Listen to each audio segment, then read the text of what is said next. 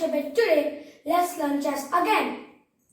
Now, today we'll be learning about castling, and passant, and the symbols and points of every piece.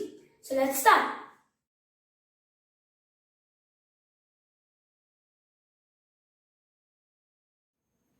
And now let's learn the symbols and points of every piece. So let's start. First is the pawn. This is worth 1 point and the symbol for it is P. But now you must be wondering, what are points?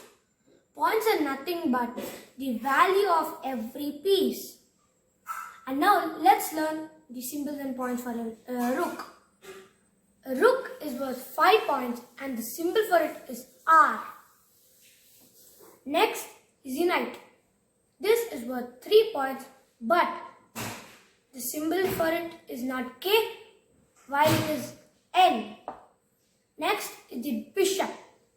This is worth also 3 points like the knight, and the symbol for it is B. Next is the strongest of all pieces, the queen. This is worth 9 points and the symbol for it is Q. King has no points because if you lose this, you just lose the game. And the symbol for it is K. And now, let me arrange the board for castling. As you can see, I've arranged the board for castling. Now, let's learn castling. But before we learn, let's learn the rules that help us to do castling right. The first rule is, you cannot castle unless the king is not in a check. And you can also not castle twice. See, if you castle once, you can't castle with the rook on the other side.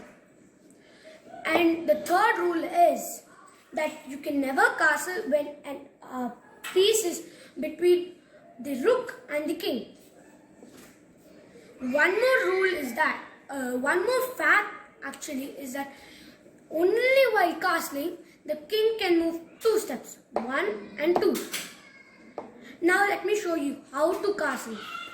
So if you want to castle with the rook on the right hand corner, you just castle like this. Just see 1 and 2 and the rook jumps over the king and comes.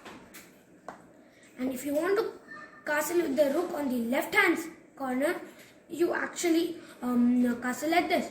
1 and 2, rook jumps over it. Hope you have understood this castling method. Now, let's learn and passant. As you can see, I've arranged the board for and passant. You might see that it's a very easy tactic, but it's not. It's very complicated. It's actually only can be done once. But it's very risky though, because you can only do en passant when the pawn has only moved the first step. So as you can see, the white pawn has moved more than 1 step, but the black pawn has not. So you might have learned in the previous video that this the black pawn can only kill, or the white pawn can only kill another pawn with diagonally. But in en passant, if the pawn has only moved first step and the other pawn is just beside it, and you can just move forward or forward and you get the pawn. This is what en passant is. Hope you understood the video, and please like, subscribe and share. Thank you.